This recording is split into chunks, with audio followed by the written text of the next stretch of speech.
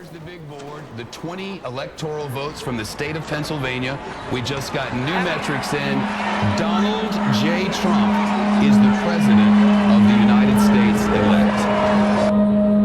Halk oyuyla Cumhurbaşkanlığı seçiminin ülkemize, milletimize, tüm dost ve use them, and we had never used our chemical arsenal in our history. Our impression that the West, mainly the United States, is hand in glove with the terrorists. They fabricate the whole story in order to have a pretext for the attack.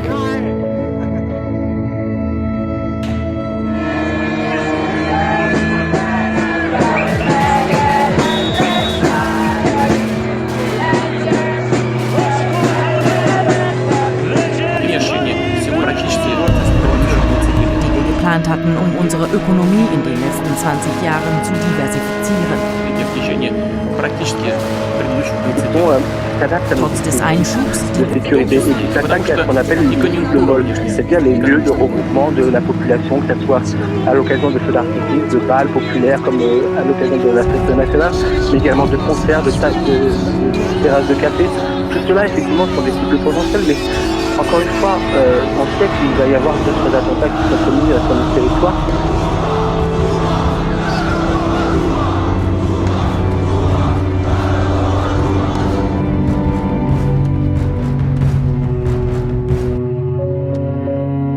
And people of the world, thank you.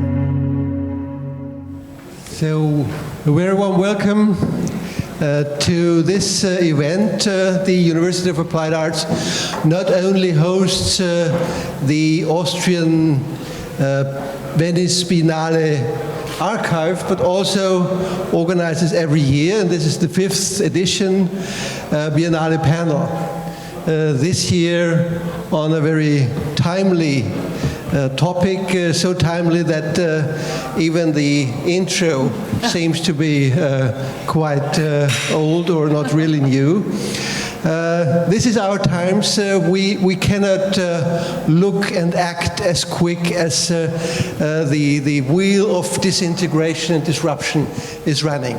So welcome all, thank you for coming, and I hand over to Clarissa Stadler, who will moderate and introduce the panelists. Thank you.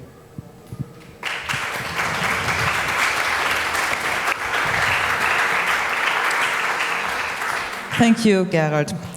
Good afternoon, ladies and gentlemen, dear friends and visitors here at the Biennale. I also welcome all those who are watching us live on Facebook via stream. I would like to welcome all of you. We will be talking about, as Gerald said, art in times of disintegration. Many people think that the political and economic systems are not developing anymore as positively as during the last decades.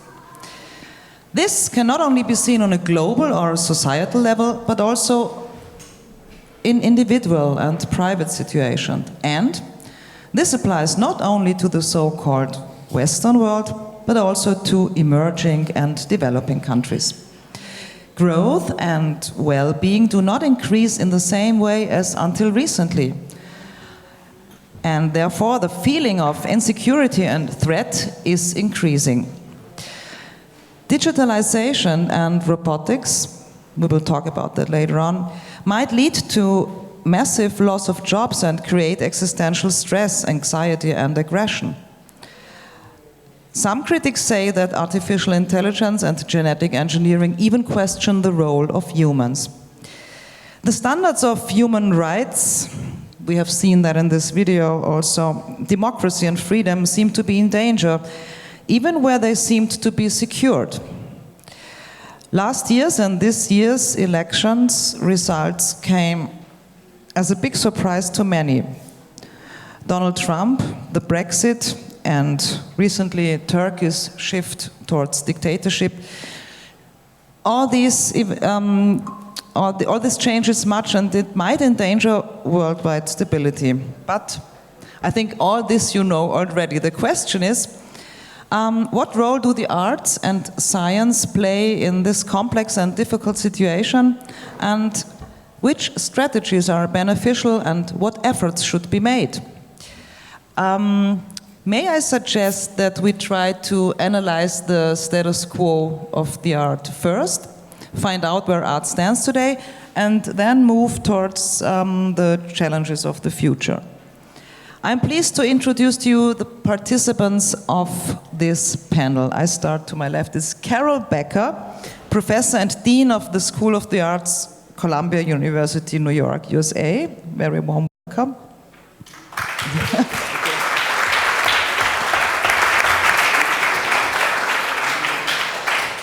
And this is Helga Novotny, science researcher, formerly president of the European Research Council and Professor Emerita of ETH Zurich, or ETH Zurich. Welcome.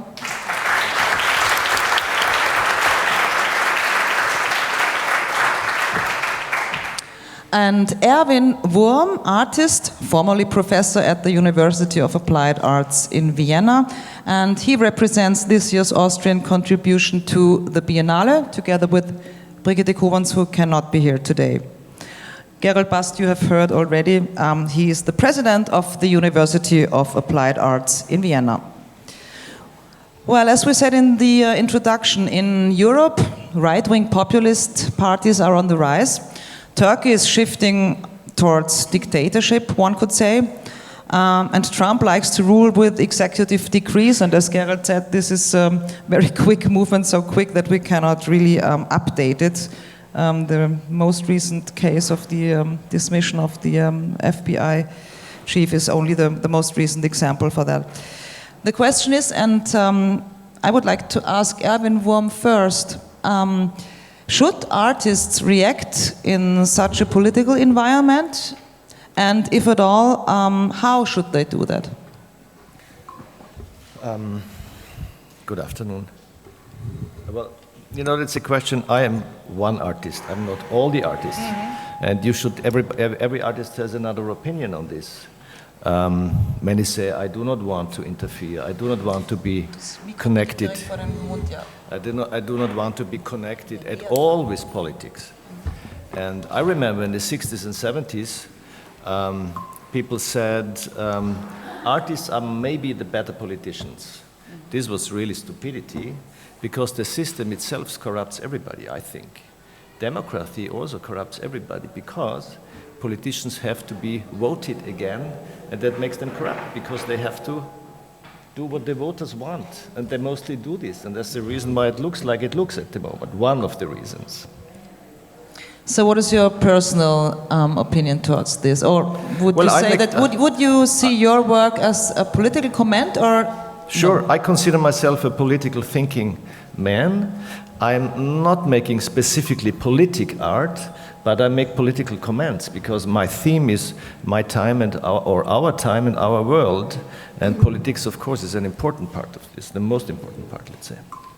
Well, thank you, Erwin. Gerald Bast, should art be a weapon, a form of opposition, and intervene in politics, as it did in the 1960s, and as Erwin Wurm said it did in the 70s?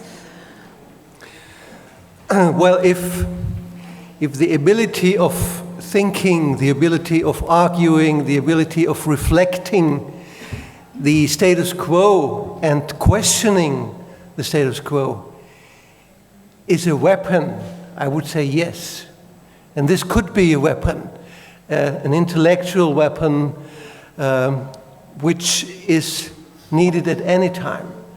Art is not a weapon in the meaning of what you said, political art, to make art as politics.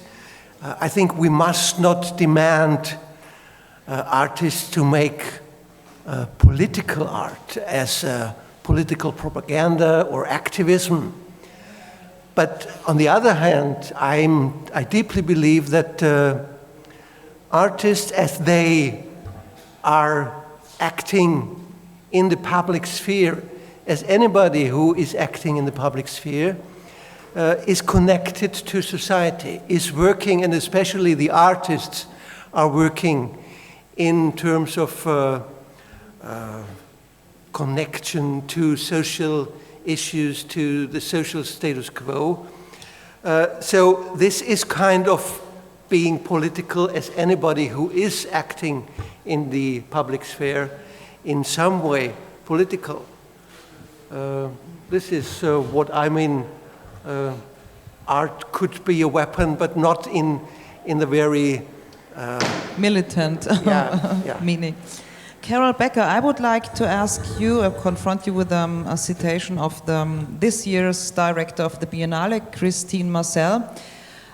She said in her statement for this Biennale Viva Arte Viva, in a world full of conflicts in which humanism is being seriously jeopardized, art should be a place for dreams and utopias.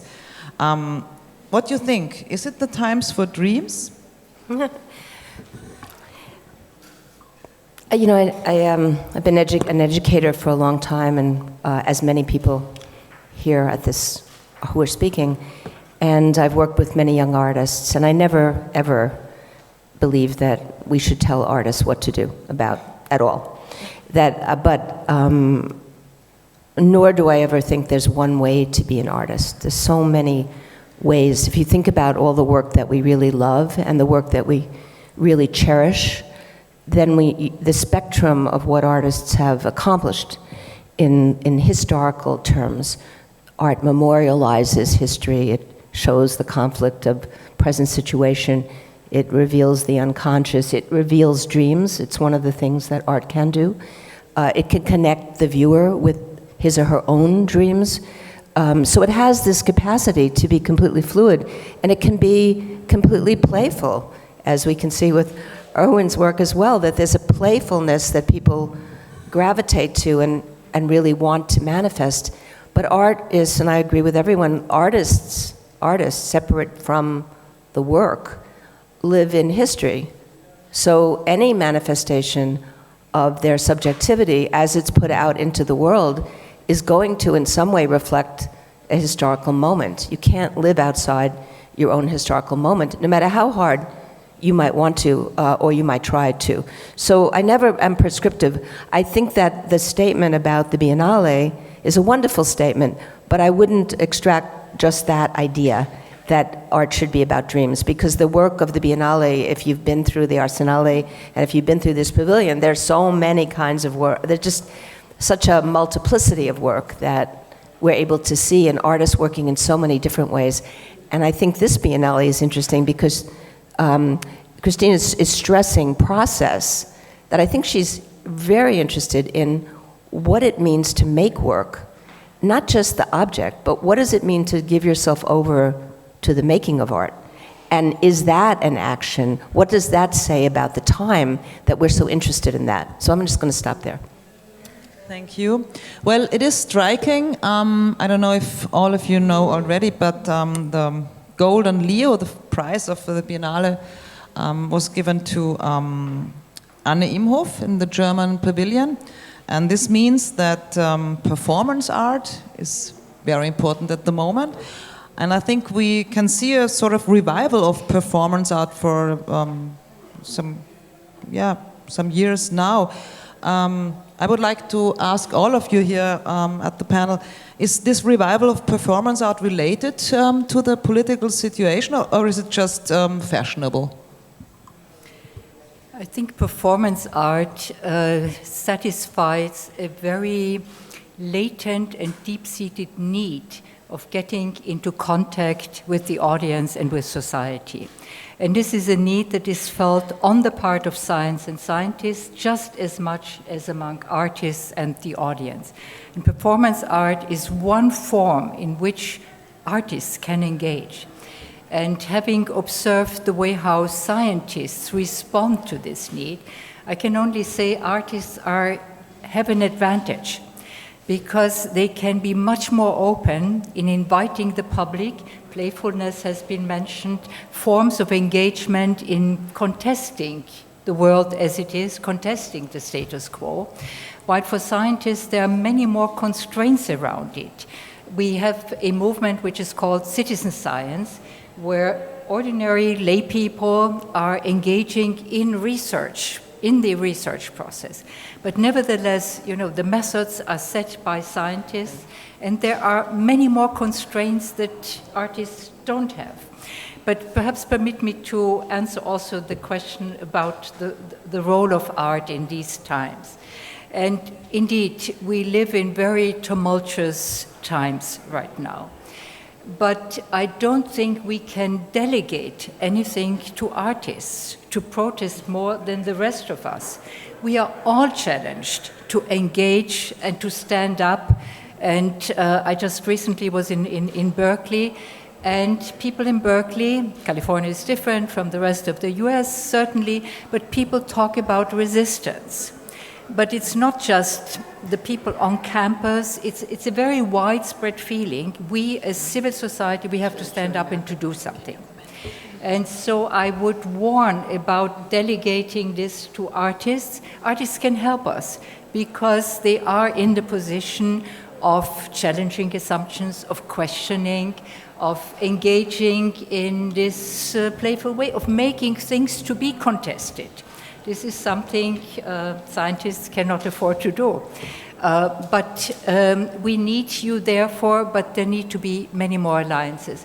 And just as a reminder, recently on March 22nd, we had the March for Science, where also your university and people from arts universities participated in order to stand up for science, for the way how the search, approximation of something, facts are not made without a process of reaching these facts. There are certain ways how you reach these facts, and this needs to be preserved. So I think it's a challenge to all of us. Can I complete something? Can I go on with this? Am I do something wrong here? Is it again? It's getting feedback. It comes from outside. I'm sorry. It comes from outer space. Okay, that's good. I cannot agree more with this, what you say. It's really wonderful, because I feel, I know it. When we look through history, artists were always misused by nearly everybody and everything. It was, remember, at the very beginning, artists were misused by the church, by the aristocracy, then by the socialists, then by the conservatives, then by the revolutionaries, then by the curators, then by the galleries who want to sell art. Really, I believe it strongly, because we were always told what we have to do if we want to be good artists or if we want to be successful artists. I'm very much against this. I think it has to do with total freedom, and I stand for this total freedom. I do what I want. That's very difficult, and you get a lot of restrictions and a lot of negative things, but I think for me this is very, very important. So thank you very much for this, what you said. Did you want to comment on the resistance in the United States? Actually, I want to comment on everything, but I'll be very contained. First of all, just to say, how crazy is the world that we have to march for science?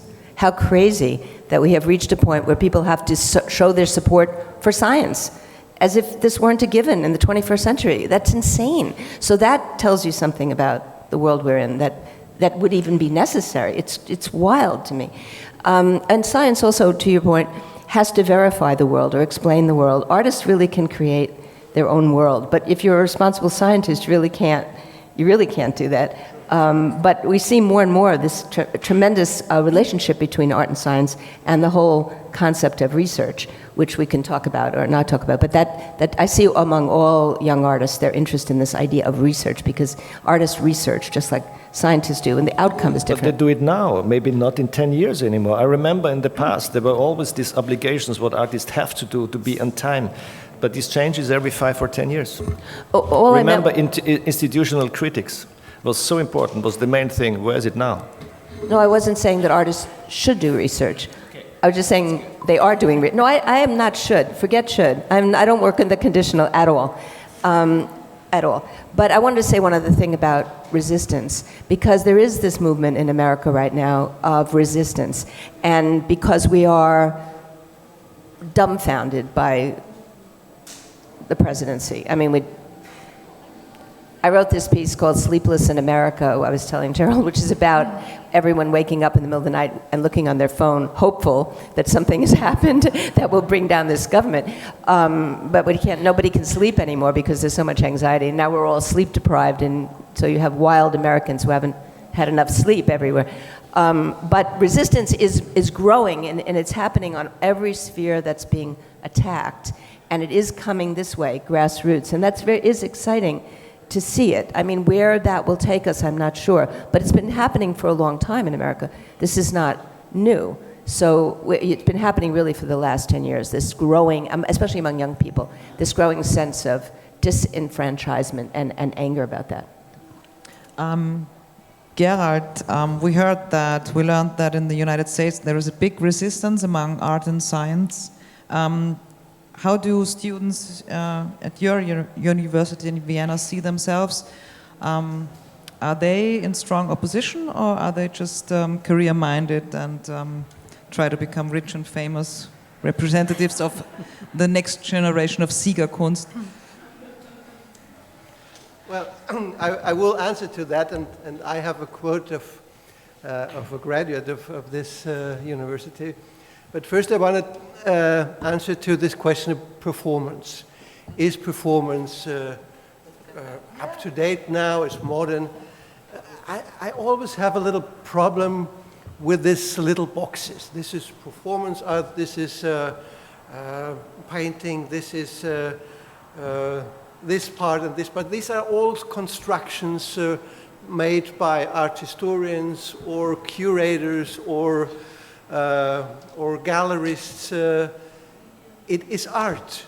All is art. And the main thing we can see, at least in the last decades, that this is not one piece just being performance art and the other piece only be something different, conceptual. Art is so multidisciplinary. But we can agree on that Anne Imhoff is not a painter, and a performance is something where it's a stage and you need performers, and it lasts 5 hours and it starts and it ends. So it's not it is a genre of itself. But, so you we couldn't still, say and the question shows that we still have this, these little boxes in our brains, and also the institutions. This is the same with art schools and scientific universities. You have this disciplinary little boxes as a situation you have to follow. And if you don't follow as an artist, as a student, as a researcher who wants to publish, you have problems. If you want to switch out of these given little boxes. That is one of the major problems in our times in academia. May it be an artistic academia or a scientific academia. The main thing is, and if you look at art on a major or long-running perspective, art has something to do with civilization. Art has something to do with evolution, human evolution. One of our greatest biologists of our time, Edward Wilson, wrote a big book, and he came to the conclusion that art, and a specific way of the arts, art is and was a necessary element of human evolution, because art was necessary to give identity, to give community, to participate and to interact. And these are the points we have to use arts, to participate, to interact, to communicate. And not just coming to galleries, not just coming to the depots in Swiss banks or in galleries. And this is the demand we will have in the future, in the next decades, if we look at what happens to our societies in terms of these, maybe we'll come to that later on, technological revolutions. we will have to change, and we will face how we live in the next decades. And art will play a major and a different role than it does now. And would you say that there is enough political conscience among the students at your university for all these processes and all these current situations? I quote from a manifesto a student made for his final diploma work. Was part of his diploma work, by the way, a graduate of Brigitte Kowanz 2 years ago. And he wrote, in fact, art and its producers were never autonomous. There is no autonomy of art. This idea is not more than idealization, overloaded, and is completely torn out of the bounds. The art and its producers are not outside the complex societal realities. Aesthetics was always political. This autonomy, given the status of a principle, leads to increasing isolation. What smells of rebellion has become spectacle. We think we are free, but we often work to the tipping point. Our average income is scarcely above the subsistence level, but even this we can aesthetically super elevate. At some point, all this becomes fucking laborious. This is a little bit what you said, Erwin. No, I think on this side of the table we both disagree. And look, I disagree because I think the main driving force for science and for art is autonomy. It's always a relative autonomy because science and art are part of society.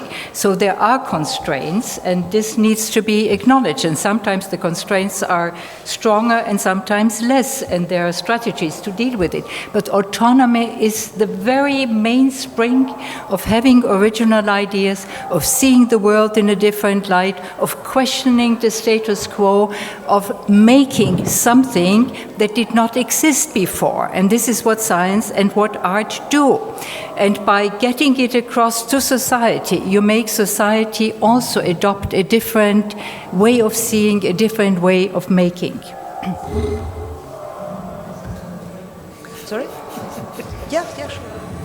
So when people talk about art as utopian, in part what they mean, I think, is that art allows the possibility to think, and this is to Helga's point, to think thoughts that haven't yet been thought, or to imagine worlds which don't yet exist. So artists are the people who are imagining these worlds that don't yet exist. And there is a reason why totalitarian societies target artists and art.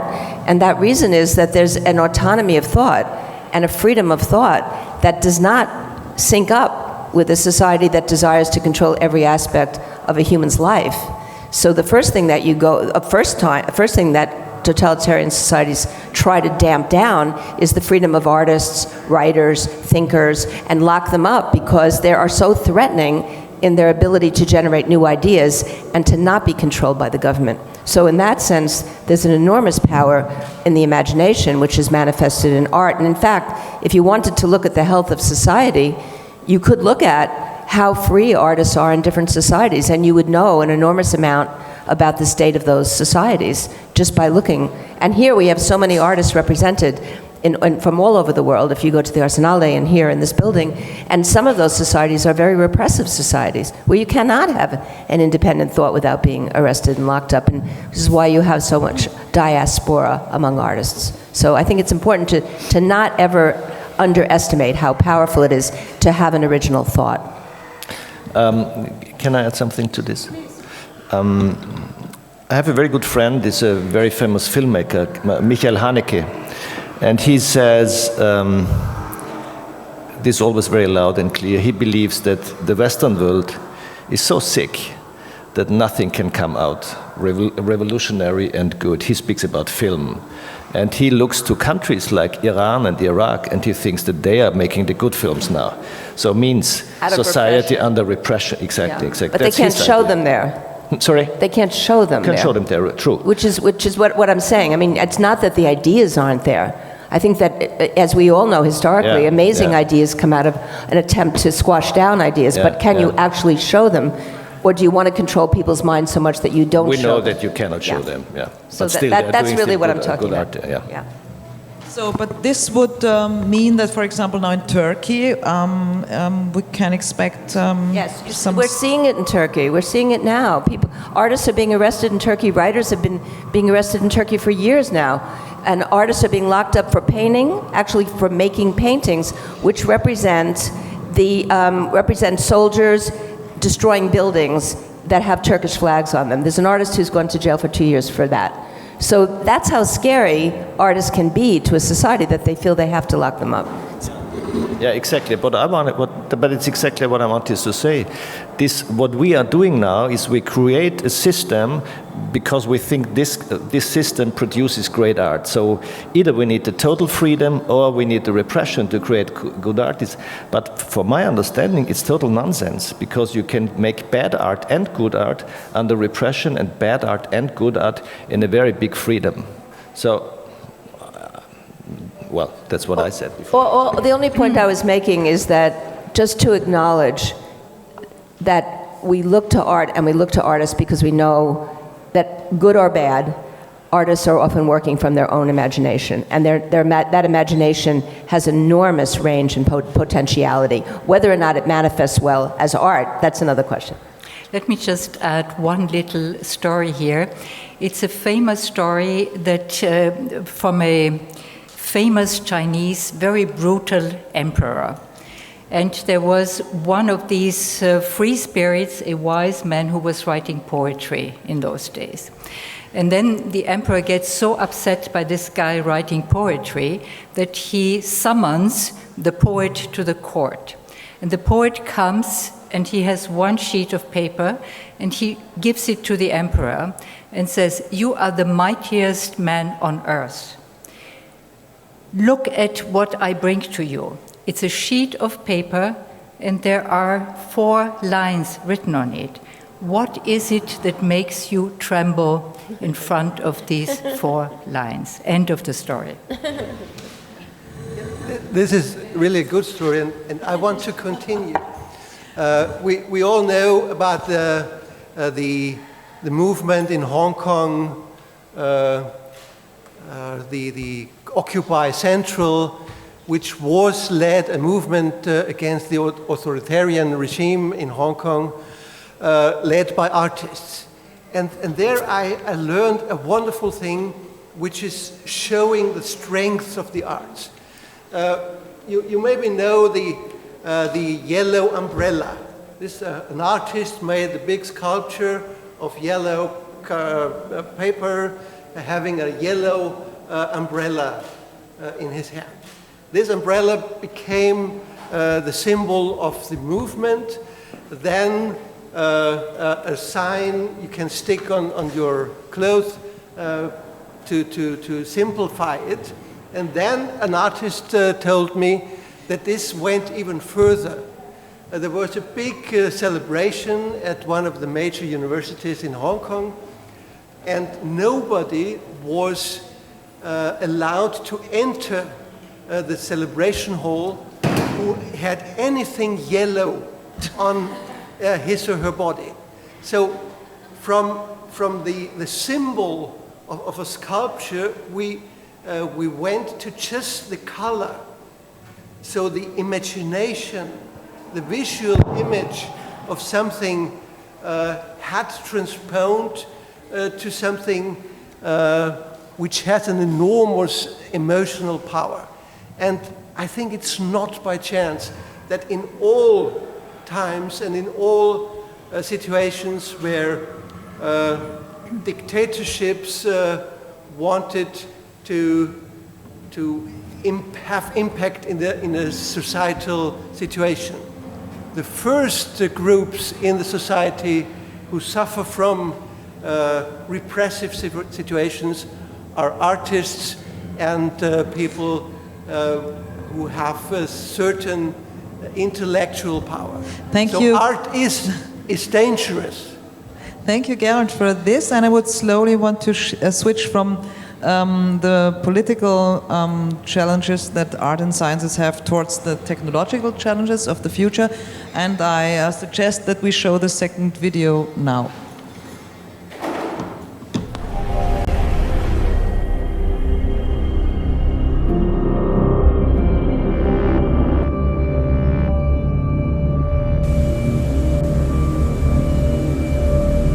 Them if this strike action continues.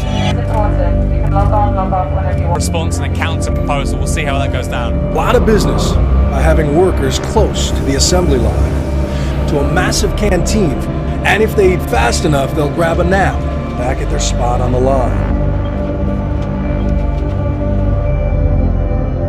Pay more. So if you don't want to pay more, how the producer would pay more to the worker? About doing research and deep analytics and a natural language understanding. It helps doctors fight disease.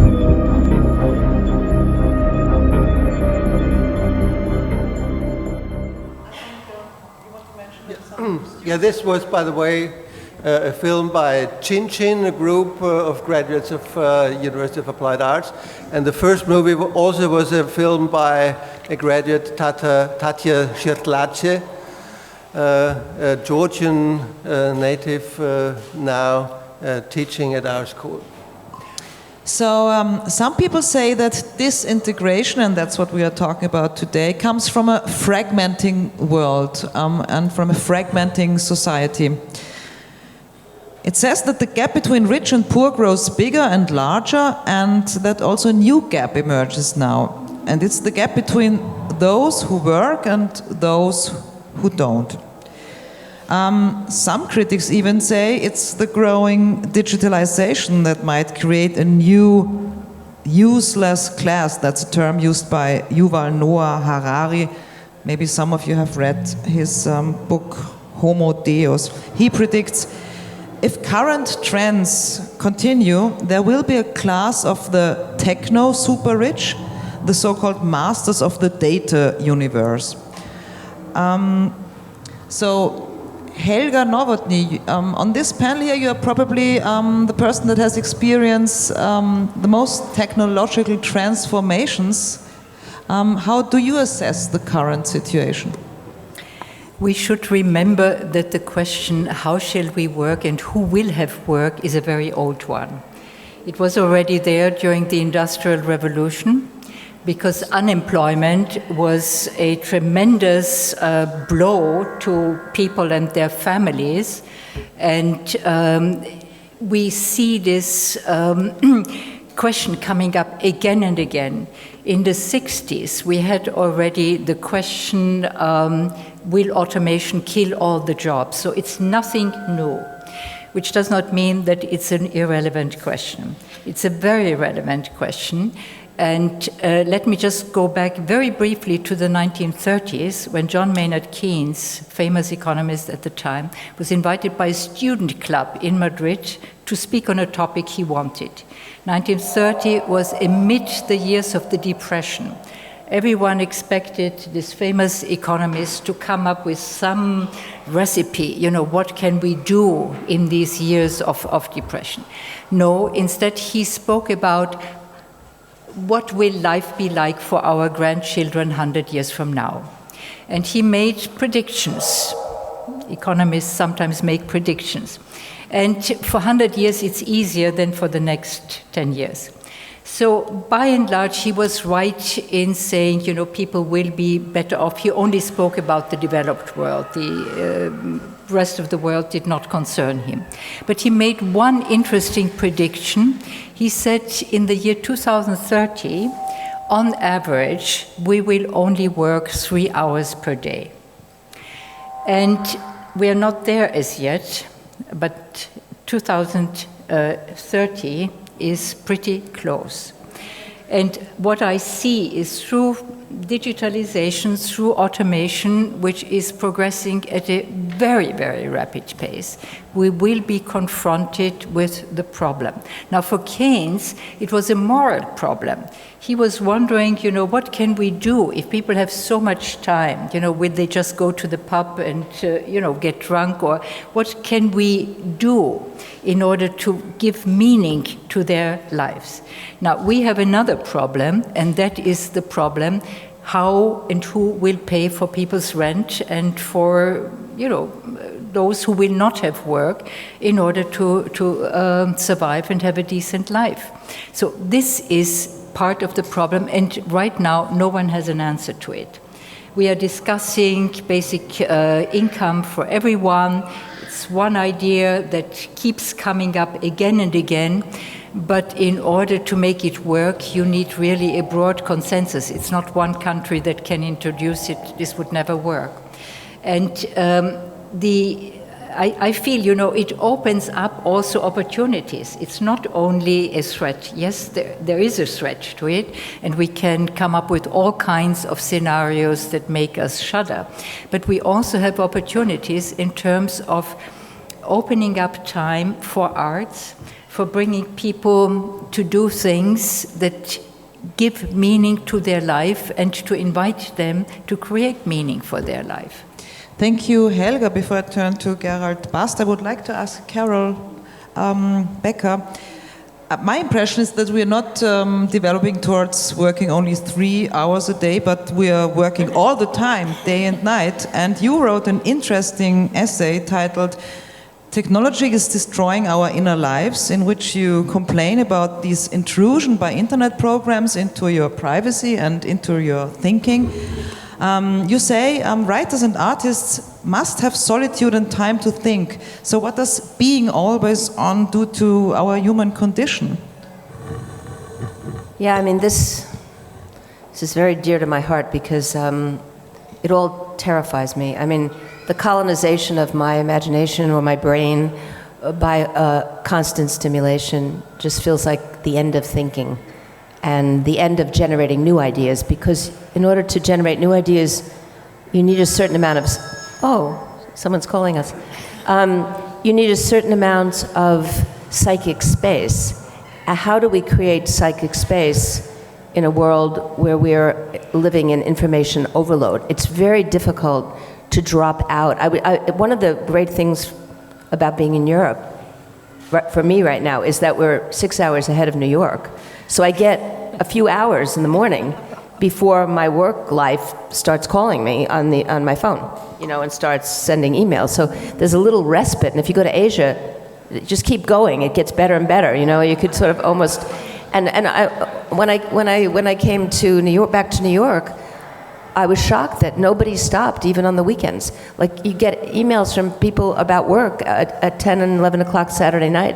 It never, ever stops. So we have to be so deliberate if we're going to actually take care of our psychic life, which I really believe people must, because if we keep accelerating with this notion of rapidification, if we keep accelerating the way we're going, we will destroy the potential to actually have a psychic or spiritual or meditative or contemplative life, which are very essential for the creation of art or culture, or just to be a balanced human being. So I think we're very much out of balance, which is part of what we talk about disruption. This is a huge personal disruption, and it's happening faster and faster and faster. And this too, to the notion that Helga's talking about, when people talk about the Industrial Revolution, when they talk about the comparison between now and the notion of losing jobs, no one is prepared for how quickly everything is changing, that there was time even in the Industrial Revolution for some adaptation. We're just moving so fast, and things become outdated so quickly that it's hard to think how the species will adapt.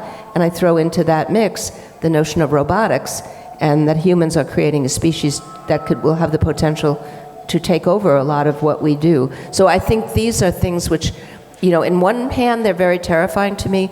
In another hand, they're really things to think about and for us to contemplate, and I think for artists to make work about and writers to write about.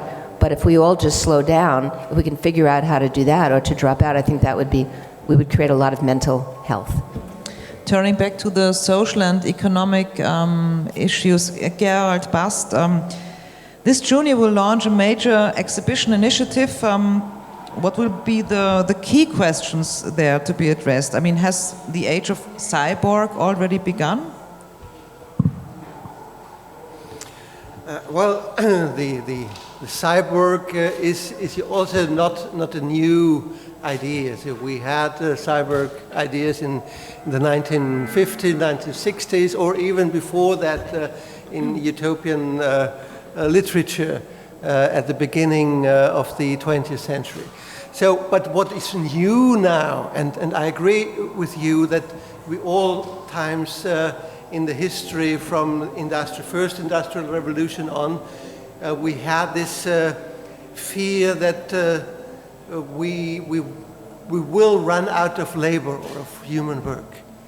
What is different now is that for the first time in human civilization, machines not only are replacing human muscle work, but they are replacing the creative thinking, the creative ability, what we until now thought this is the domain of the humans. And this is not only a physical difference, this is a philosophical difference. So you mentioned that the human condition is totally disrupted now.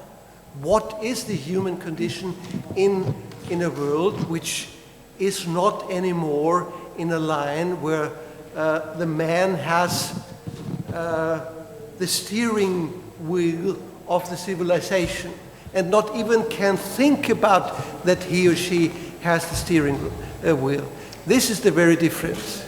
But still, you know, let's remember, it's humans who make algorithms. It's humans who feed certain algorithms into the machines. The machines have been programmed in order to learn, but they learn from experience through the algorithm. So it is us and our responsibility to see that the algorithm that we put into the machines do the kind of things that we would like them to do. If you want, it's an arms race, not an arts race, an arms race between the machines that we create and ourselves, because we have to stay ahead of the machines that we make ourselves. It's as simple as that. But will humans, you know, I mean, you're a scientist, so you understand the desire, it's so much in the nature of humanity to want to push forward, to always want to see what is the new thing we can do, even if that thing might be destructive to the species itself. Where does it stop? Where do you say to scientists, okay, stop that research. That research is going down the wrong path. You cannot do that, because now, if it's not going to be from the government, it's going to be from private industry that's going to want to do that. The same way that people are going to be sent to some other planet, it's not just going to be governments sending them there, it's going to be private industries that's going to be doing it. And no one's going to stop capitalism. God knows we've tried. It's not going to happen. This is a very interesting question. I would continue there. But before Erwin Wurm has to leave, because he is busy at the moment, I would like a last question to you. Are you afraid of an alien takeover by robots in your daily life? And finishing my work? I would love that. Thank you, then Erwin, I could really hang out on the beach and have fun. And maybe he sells better than me. Thanks for being with us, and well, Erwin has to leave now. Thank you very much.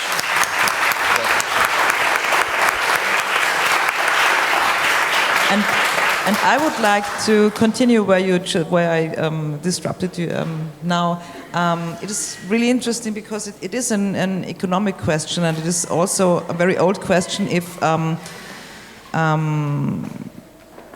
Sorry, I think I lost my thought. You have to continue. Okay, just give me the general area of thought. But it's also an old question if sciences are capitalized, and if it's because you said the private industries are going to, you know what I mean? Yeah, I'm not an economist. or a cultural historian in that way, so I don't want to make a big pronouncement about it, but I just know that the species, as a species, if we think we can push something farther and that we don't, even if there's a moral question involved, I mean, we know this from the atomic bomb, you know, that at what point does someone say, you know what, this whole robotics thing, it's going to kill the meaning of life, so let's just stop now. That's not going to happen.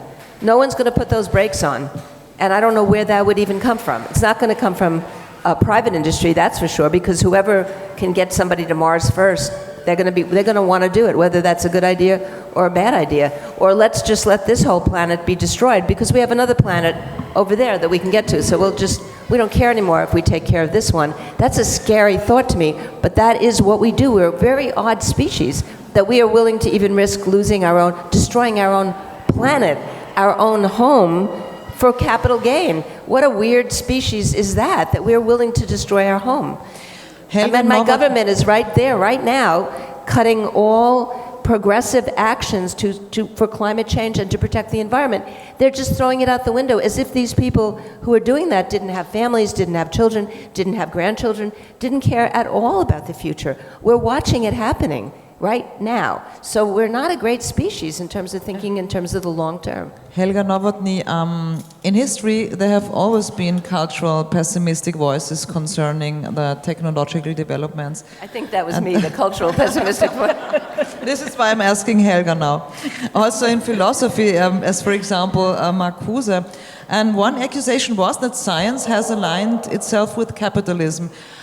Is there a renaissance today if we look at Google or Facebook or Apple or comparable? Well, it's undeniable that it's the large corporations that benefit most of all the data that we give them for free.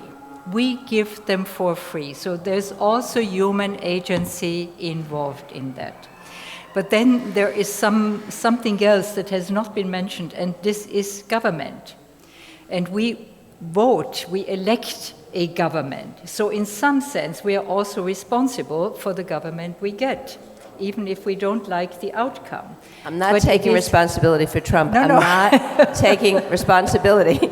Our country elected him, but it was not every individual who elected him. So, no, of course not. But what I'm saying, there are certain systemic features where we have elections, we have something that we call democracy with all the warts and deficiencies it has.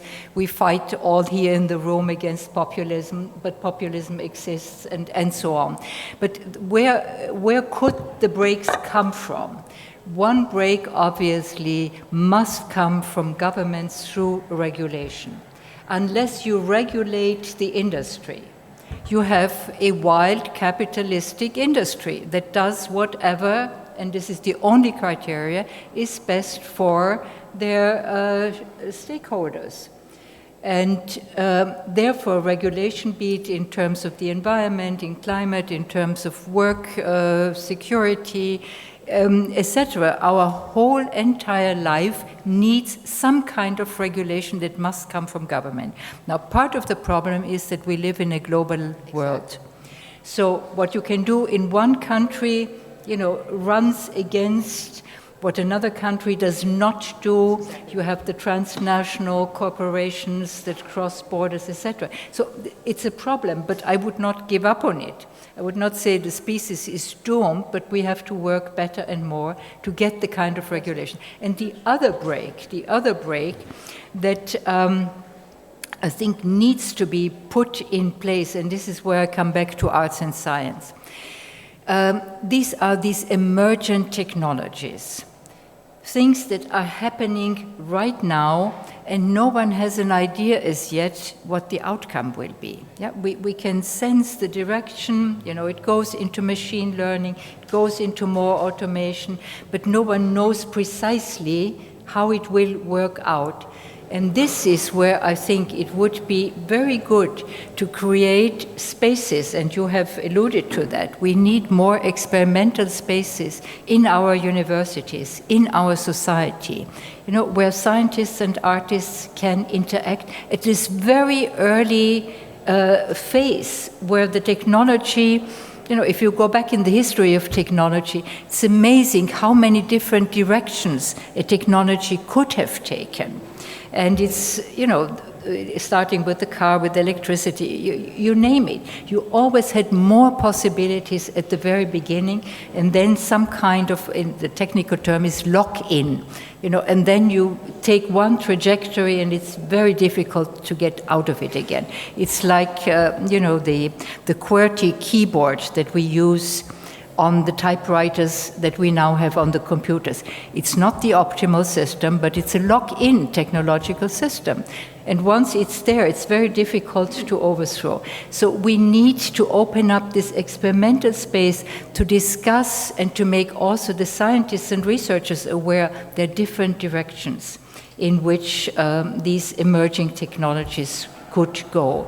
And of course, once you open up the space of imagination, once you can really articulate their different options, different directions to go, I think we will all be better off, and it may function as some kind, not just of break, but of opening up new spaces. Both of you want to answer, but Carol was first.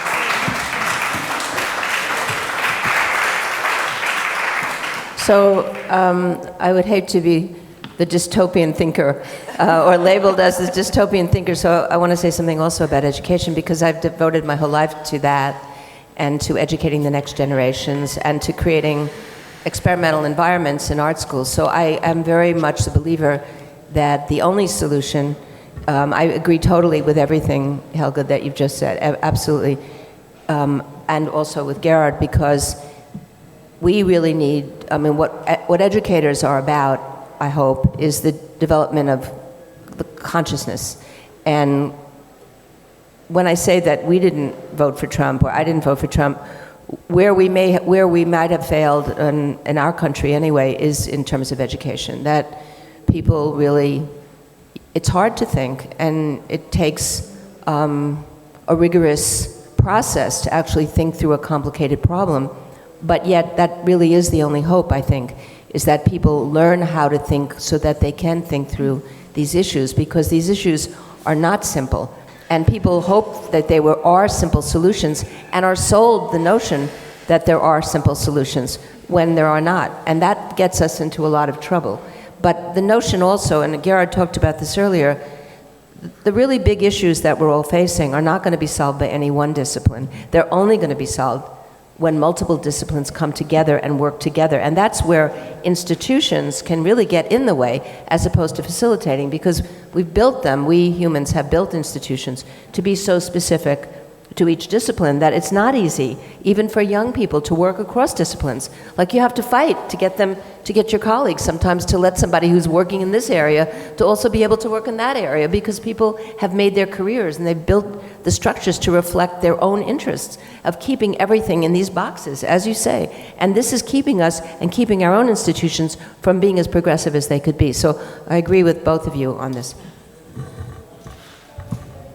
So, first of all, I believe that in terms of technology, what can be done, what can be made, will be made. This is a lesson history teaches us and taught us. But we could always do it differently. We could do it different, and what we can do and we have to do is we have to make a new definition. What is labor? What is work? So we now have a certain idea of what is human work. So this will have to be totally redefined in terms of these new technologies we'll have, and the new possibilities combining technology and economy. All these countries with the cheapest labor markets, with children who are working and knitting our clothes in Bangladesh and India. These countries have the highest robotics rate on earth. And what will happen is not what the US administration just talked about. We will bring back the labor to the US. They will bring back the robots to the US. but not the labor. This will happen. And this will happen in the same way to Europe. So we will have to think about a new definition. What is human work? And the major thing, a major element of human work will be three elements. It will be education, it will be creativity, and it will be the social. These triangle will be the new definition of labor. We will have to be paid getting educated and not paying for getting educated. We will have to be paid to take part in culture, in the arts. We must not pay to go to a gallery or go to a museum. We will have to be paid to go to a concert and to go to a gallery. This will be the future. We will have to have a totally new perception. What is the social interaction between generations in our society? So this is maybe a utopic idea, but I think John Maynard Keynes is not totally wrong. And although 2030 is coming very soon, the next 15 years will change more than the last 150 years changed on our universe.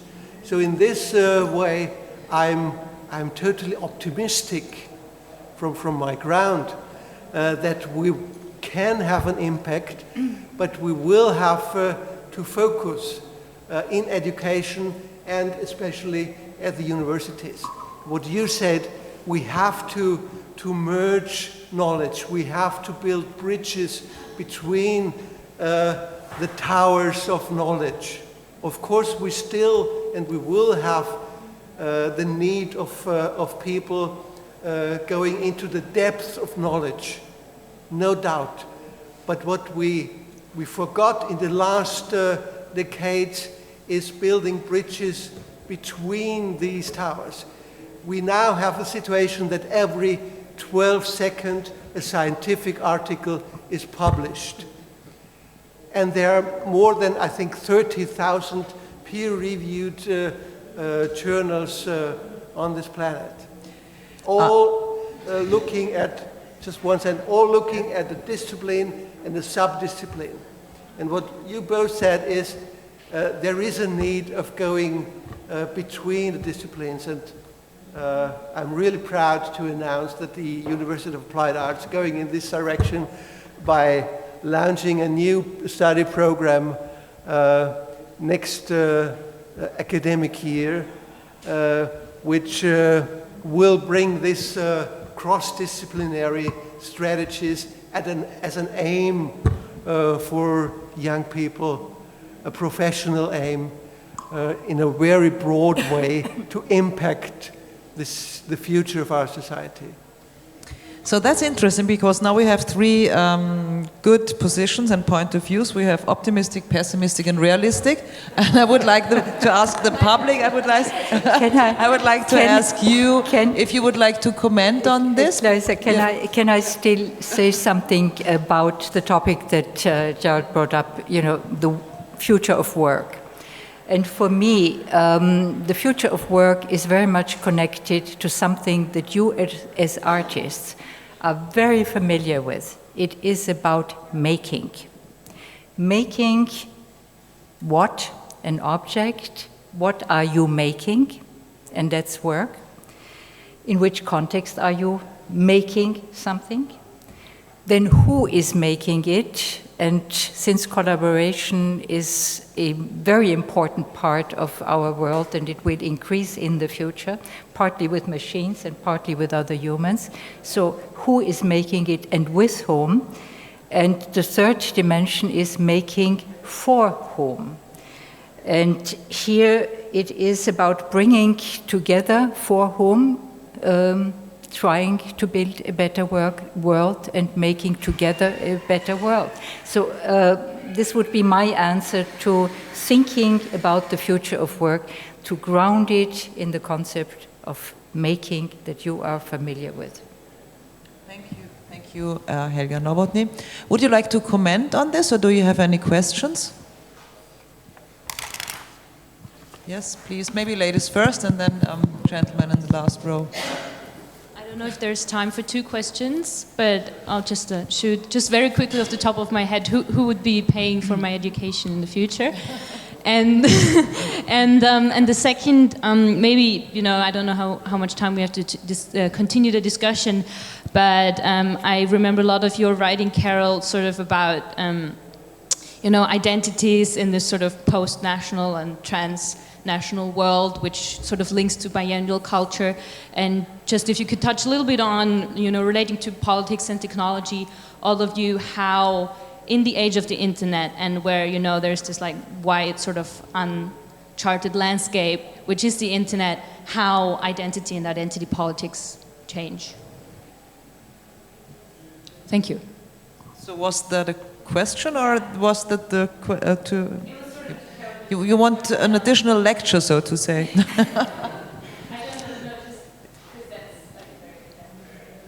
Okay, this was a question for Carol Beck. I don't have an answer to this. I mean, this is you're asking a very complicated question, like, where are we grounded in our identity now?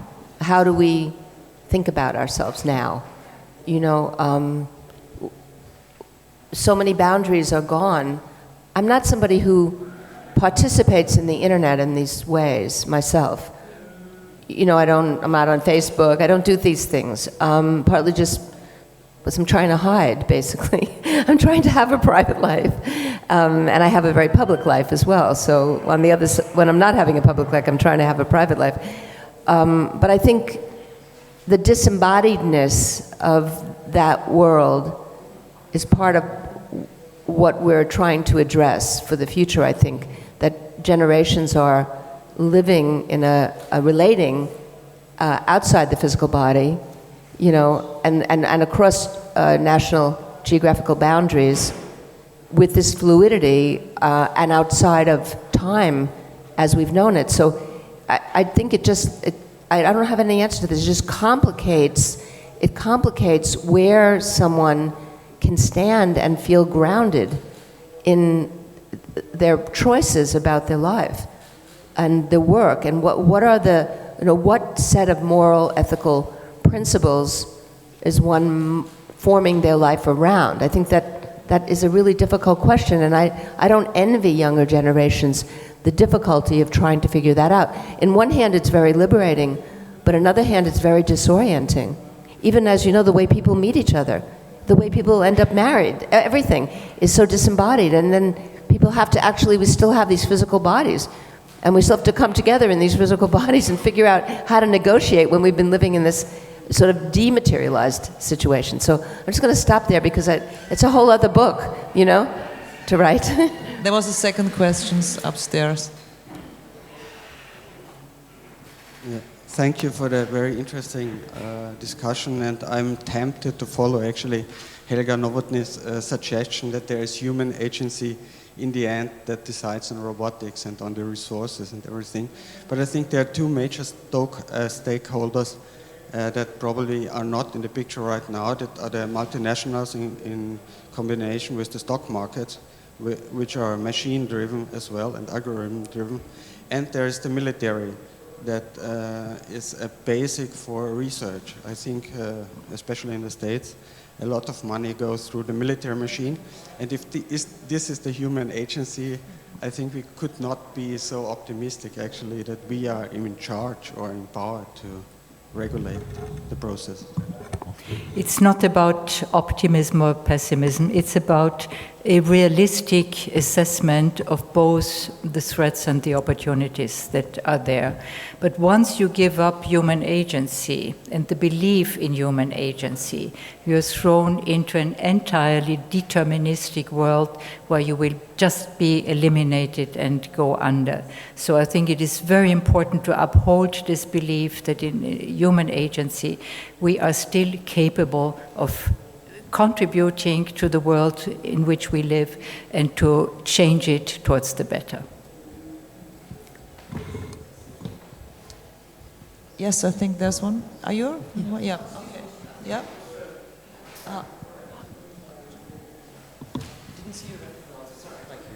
I'm actually a student at the University of Applied Arts, and my question is, I mean, we agreed in the beginning of the discussion that the world is a mess currently, and I think it's even more of a mess if you happen to come from one of the many minority groups which are being targeted. I think this also translates into art spaces and in gallery spaces and art institutions. What can we do, and how can we start decolonizing these spaces and give art to people who actually really need to use the language more than anyone else right now?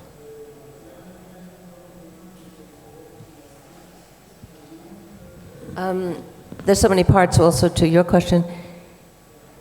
You know, there's so many programs in the United States right now. In fact, art schools have sort of moved into this whole discourse of social practice. So a lot of programs are really targeting this notion of being active in the public sphere. But I think also, I see it in film particularly, this potential of film to be the lingua franca of this moment, because people can make it with so little technology compared to what it used to be to make a film. And so you see the stories being told from so many different societies. In my Columbia University, my own orientation to how to create a truly diverse environment where people are thinking about the complexity of issues of identity and of developed and developing countries, all of it is in the faculty. That if you don't diversify the faculty, then you're never going to be able to talk to the student body, at a diverse student body. That's key. And once you do that, once you achieve that, then the problem takes care of itself, because the people who are on the faculty are going to create a different kind of curriculum, and that curriculum will talk to the issues that you're addressing. But until you achieve that and create a balance of faculty, so it actually, in a city like New York, which is such a diverse city, to get a faculty to represent the city of New York is not a simple thing to do. But the closer that we get to that, the more I feel that the mission is the right mission, that it will take, the problem, as it's called, will take care of itself because of the interests of the faculty. And the faculty are the future of the institution in terms of the curriculum. That's how I think about it as a dean in my world. I would just like to add something. There's now a growing realization also in science, including the social sciences, that it's not about doing research on others, but with others. And this means getting in the point of view, the experience, the way of expressing themselves of minority groups or vulnerable groups, also in the life sciences and in the biomedical field. It's not just doing research on patients, but with patients. And I think this is the path we need to acknowledge and to follow. Thank you, Helga. I think Gerald wants to add something, and then we have a last question over here. There is no alternative that art has to become a real public issue again, maybe in breaks again, rather than mainly being an economic issue, what we see now.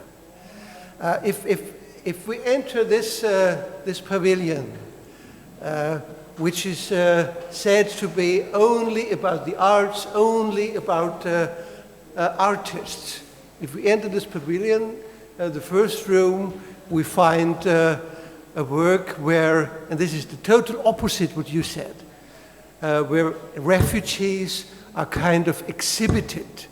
Refugees are brought to an exhibition stage of an international exhibition, working on certain things, and not the arts are going to the places where refugees are living and mainly suffering. So I would rather see that artists would go to Lampedusa than refugees from Lampedusa brought to the Biennale in Venice. There have been artists who did that, like Christoph Schlingensee, for example, who went to Africa, for example. I agree. It's a wonderful example. But the other way around, it is problematic. And also this we still see this competition of nations, often enough mentioned here in Venice. The 50 or something different national pavilions, and then one nation, a nation, not the artist, a nation becomes the golden lion, gets the golden lion. So this is a totally old-fashioned structure. And in this situation, in the middle of Europe, not even the European Union has an own pavilion. All the 28 different European countries have their own pavilion competing against each other's, and one of them is winning the lion. So this is really an almost embarrassing concept. Last question. Yes, many thanks. Yes, I also agree, absolutely. As we all know that populism and capitalism is very strong linked, I think we have to create this community idea between those people who really think on human qualities, who believe in human qualities. And I think this should be now the next step to connect. Because I know politicians who are not corrupted. I know politicians, I know people working in the public sphere they don't even have to show up because they are paid for it, not like in the private industry where you always have to compete so much. And there are people in the private industries and private people who earn enough of money and think the same thinking of helping us. And I think we have to connect with those people to get art in public space into this political notion. It has always a political notion. You cannot do any art in public space without thinking on politics. And the only thing that is really hard, I think, now in the change of art, the populism is so strong in criticism, very superficial and not in depth, that it is hard in the art to reach with the critical point people because they are fed up with all these bad topics. So what is now our point in art to raise questions without being only utopic? Thank you very much. I thank all the participants here on the panel. I thank you for being with us this afternoon. Have a good time here on the Biennale, and I would like to turn to Gerald maybe to say some Schlussgrußwort. Yeah, I also want to thank you and the panelists. Thank you very much. It was for me an inspiring discussion, and a discussion which actually increased or made my optimism increase. Oh, good. Absolutely, because I think we don't have, there is no alternative to than being optimistic. Otherwise, we could go out and jump into the sea and drown.